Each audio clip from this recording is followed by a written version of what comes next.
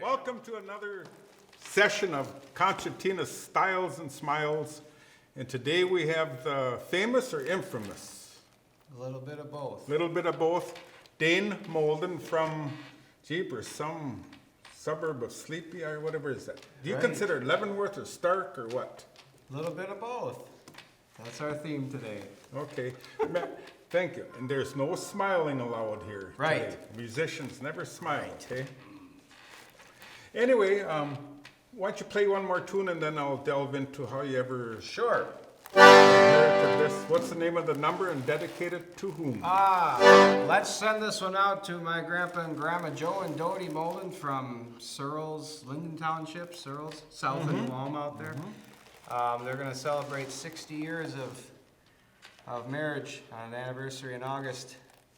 So this was the theme, this was their wedding dance song called the Kitzberger Waltz. Now, they are your grandfolks, you're saying? Correct. Okay, on your mom's side, your dad's? On my dad's side. Dad's side, Yep. okay. Yep. So Okay, here do we the go. Kitzberger We'll try Waltz. the Kitzberger Waltz. Can you play that for, what's the Kitzberger? Pete? No, not Pete. I'll think of his name after a while. You think, I'll try it. Well, now we're both I'll thinking. think, you play. All right. Franz Kitzberger.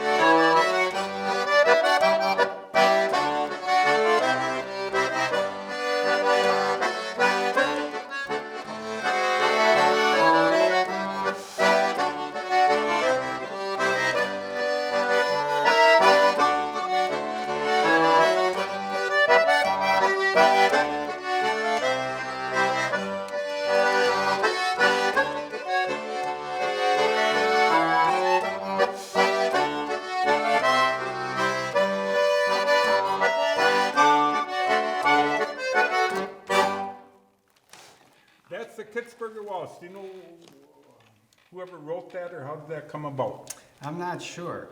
I know I'm not, that's why I'm asking you, but I'm sure that goes back. Maybe a Kitzberger. Maybe it was Franz Might Kitzberger's have been. grandpa or something Could have like been. that. So, how long you been playing a concertina? I started playing a concertina I was about 6 years old, and I am 31 years old now. So about Do the homework. 25-ish years. Yep. Okay. Did you have that beard back then already when you started? It was a tape-on or it was a tape-on. Velcro at that time, just like my tennis shoes, my first tennis shoes. Okay, just don't get that caught here. I don't feel it. So you have another tune in mind I I can tell do. because you're I chomping do. at the bit. I do. When you ask about the Kitzberger Waltz and how did it get its name, I thought of a song that everybody in our region referred to as Roman's Waltz. And it was a tune that a person played, and his name was Roman Sellner Okay. from Stark Township. And this is how his tune went, and it later became known as Roman's Waltz.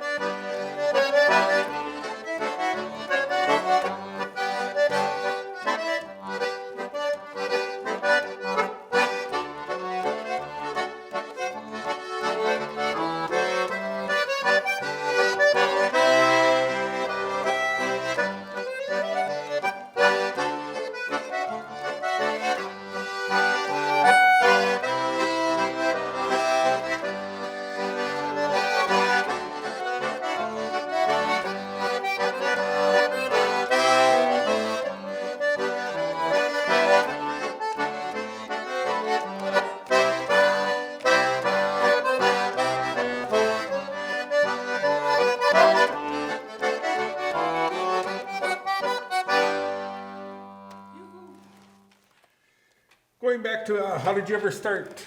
What got you interested? Doesn't an uncle of yours play it too? Right. I have a strong musical network in our background of both sides of our family, my mother's side and my father's side. I would describe it as such, you know. My grandpa and grandma on both sides played instruments, piano and concertinas, and then several of their children and their families. And so my parents were enthusiasts or around it and familiar. your parents are? My parents are Fred and Dain Moldan. Okay. And my mother, my grandfather's side on paternal side has got some relation into the Sellner family who had their own polka band years ago. And my mother's maiden name is Helget, so there was quite a few musical connections in that lineage as well, going back into the Würzburgers and the Neidekers on that side. And like I mentioned, the Sellners and the Moldens on our. So did you take lessons, or did you just pick it up from? So on Easter vacation of my first grade year, my father took me to visit Mr. Christy Hingle in New Ulm to basically, I suppose you could almost describe it as solicit a concertina future for his child. He thought, similar to some of the other people, he And liked how old were music. you? I was 6. 6, okay. So I clearly didn't know any better. And when I went down and met Mr. Christy Hingle, I think everybody that knew him can remember and familiarize the tone of his voice and several stories or experiences passed on from his position in his layout of his house. There was a room on one side with a whole bunch of concertina memorabilia, and on this side some machines to make and work on concertinas, and in between this little hallway was like a breeze through expressway bathroom, and he would sit on the throne quite appropriately, but he would be in between both rooms and the echo and the sound, and he'd be telling his stories and have millions of photos on the wall to reference. So that's what we did. We went down and met Christy. That's where I first remember seeing him, I guess, is at his house in New Ulm, where he manufactured concertinas at that time. And we borrowed a small concertina to use, to try it. Mm-hmm. Try it before you buy it. So that's how it started. I borrowed that concertina, took it home, practiced, played a little bit. My dad learned enough concertina himself, self-taught, to be able to help coach me at first. And after a period of time, I'm not clear on exactly how many months or years may have passed, but then there was a period of time where I was able to take a few one-on-one instructive situational references from a man named Elmer Scheid.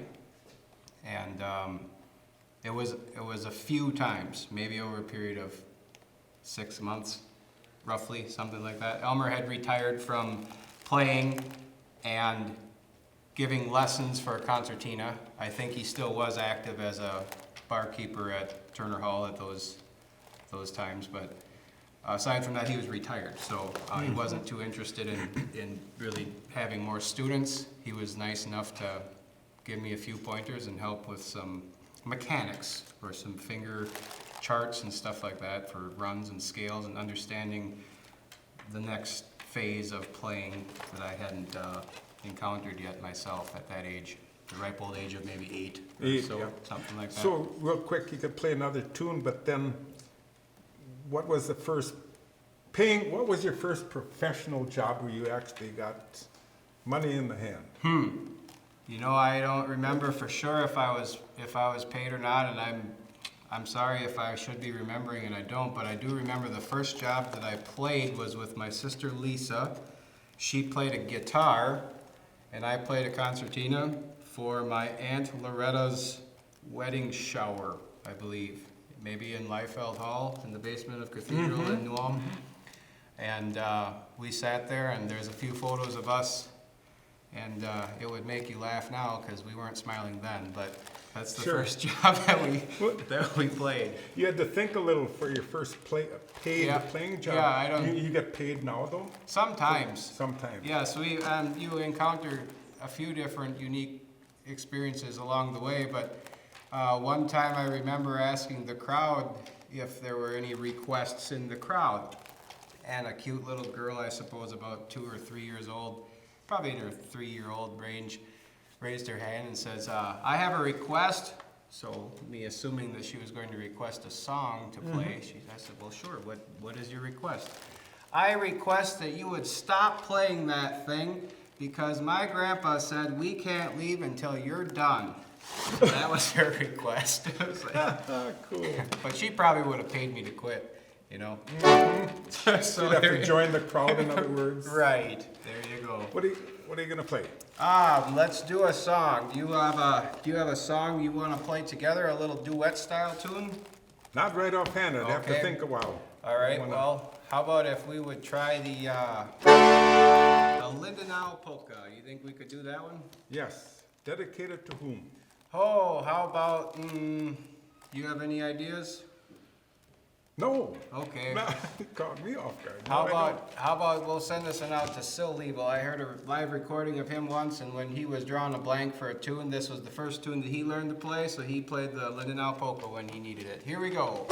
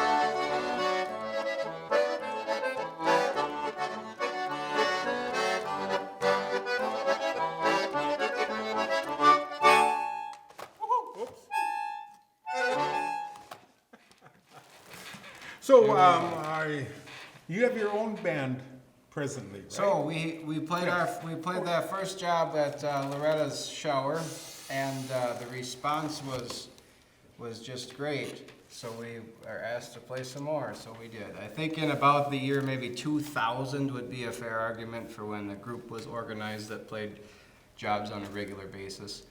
Okay. And sometimes it has been more intense as far as a schedule, and sometimes it seems to have been more laid back or not as busy. I remember trying to remember the several jobs in a period of time, maybe in the last year or so, where I thought the schedule for the entertaining was relaxed, where there weren't as many appearances or things to go and play. And after I recounted in a period of maybe from June to October, I suppose, I think we were in around 130 engagements in that can In happen. that time span? Right. So it was a little bit intense. I don't know if it could be repeated by everybody again now, and I do find it somewhat unique to share the experiences that in a band, for myself, I have never missed a job. So when people ask you big questions in life, like what are you scared of, I'm gonna apologize in advance right now for the first job that I ever miss or forget. I hope it never happens, but it is something I think about. There have been times before where you wake up on a day and it's like, nothing going on, and all of a sudden, like halfway through the day, you realize, oh, wait a minute, there is something I'm going to play for this afternoon, but it hasn't happened yet. I hope it doesn't, like I mentioned, and I have played a job with a different counterpiece in each corner besides myself. I haven't missed one yet and sent someone else for me, which that might happen someday too, but so for about 17 years, I suppose, or 18 years this year, we'll be playing these jobs, and some of them are farther away and some of them are closer. The majority of our band schedule entertainment has been in the upper Midwest, from the Dakotas to Nebraska, Iowa, Illinois, Wisconsin, and Minnesota. That pretty much. So what do you do for, quote, gainful employment where you? Nothing really. I'm trying to farm right now. I've been a farmer as long as That's I've what I been said. playing. Gainful employment. Yeah. Employment, yeah. I go to church and pray, and that's probably the most beneficial. Then because- take the pizza thing off the hood of your car, right? Or the- Right, yeah. when you go in there, yeah. Somebody order pizza here? Yeah. No. But, so I farm, and my dad farms with me. Right now, we're in dairy, and we got the polka band. I have sisters that have kind of started their own families now here, and therefore the availability is affected somewhat, but we've got a group of different individuals that fill in all over the place as far as a keyboards or drummer or bass or some sort of rhythm section. So when my sister, it's a family band basically. It's our dad and myself and two of however many sisters decide that they're available and willing to come. So What you got hiding in here? What's your next tune gonna be? a nice song for you. And